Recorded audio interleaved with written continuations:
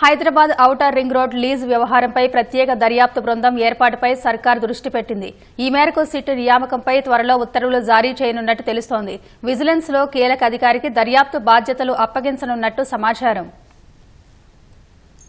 హైదరాబాద్ బాహ్య వలయ రహదారి ఓఆర్ఆర్ దీర్ఘకాలిక లీజు టోల్ టెండర్ల వ్యవహారంపై దర్యాప్తు దిశగా కసరత్తు మొదలైంది. టోల్ నిర్వహణ బాధ్యతను ప్రైవేట్ సంస్థకు కట్టబెట్టడంలో ఏదో మతలబు ఉందనే కోణంలో విచారణకు రంగం సిద్దమైంది.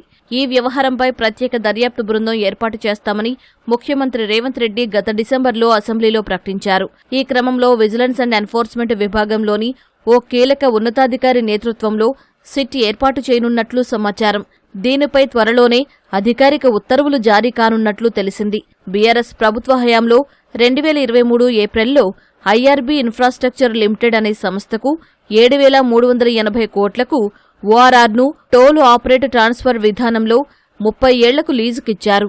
అప్పటి వరకు ఓఆర్ఆర్ నిర్వహణతో పాటు టోల్ వసూళ్ల ప్రక్రియ హెచ్ఎండీఏ పరిధిలో ఉండగా ఐఆర్బీ చేతికి వెళ్లింది. ఏటా టోలు వసూళ్ల కింద సుమారు 400 నుంచి 450 కోట్ల ఆదాయం సమకూరుతున్న క్రమంలో తక్కువ మొత్తానికే లీజును ఖరారు చేయడంపై అభ్యంతరాలు వ్యక్తమయ్యాయి. ఈ వ్యవహారంలో 1000 కోట్లు చేతులు మారాయని అప్పట్లో పీసీసీ అధ్యక్షుడిగా ఉన్న రేవంత్ రెడ్డి ఆరోపించారు. అయితే నిబంధనల ప్రకారమే టెండర్ల ప్రక్రియ జరిగిందని హెచ్ఎండీఏ అప్పటి కమిషనర్ అరవింద్ కుమార్ సమాధానమిచ్చారు. ఈ క్రమంలో సీఎం అయిన తర్వాత ఇటీవల అసెంబ్లీలో సిట్ ఏర్పాటుపై రేవంత్ రెడ్డి ప్రకటన చేశారు. సిట్ ఏర్పాటయ్యాక ప్రాథమిక దర్యాప్తు క్రమంలో ప్రధానంగా ఓఆర్ఆర్ టోల్ టెండర్ల ప్రక్రియపై దృష్టి సారించే అవకాశముంది.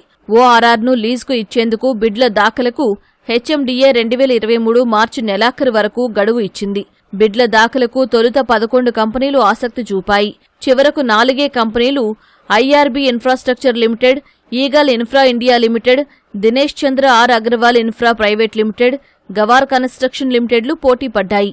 వీటిలో ఐఆర్బీ L1గా నిలిచి బిడ్ను దక్కించుకుంది. అయితే మిగిలిన కంపెనీలు ఎందుకు అనాసక్తి కనబరిచాయి, అందుకు ఎవరైనా ఒత్తిడి చేశారా అన్న అంశంపై సిట్ ఆరా తీసే అవకాశం కనిపిస్తోంది. ఇతర రాష్ట్రాల్లోని రహదారుల లీజు ఒప్పందాల గురించి పరిశీలించనున్నట్లు సమాచారం. దేశవ్యాప్తంగా పలు జాతీయ రహదారులను టీఓటీ విధానంలోనే లీజుకు ఇవ్వడంతో వాటిపైన అధ్యయనం చేసే అవకాశం కనిపిస్తోంది. ఐఆర్బీకి లీజు అప్పగించే నాటికి టోలు వసూళ్లు రోజుకు సుమారు 1,20,00,000 ఉండగా ఇప్పుడు దాదాపు 2 కోట్ల వరకు ఉంటున్నాయి.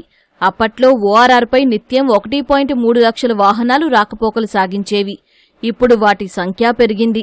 ఈ లెక్కన 30 ఏళ్ల కాలంలో టోలు వసూళ్ల ద్వారా పెద్ద ఎత్తున నిధులు సమకూరే అవకాశముందని, అయినా 7,380 కోట్లకే బిడ్ అప్పగించడంలో మతలబేంటి, ఈ టెండర్తో హెచ్ఎండీఏకు ఎంత నష్టం వాటిల్లిందనే అంశాలపై సిట్ దృష్టి సారించనుంది.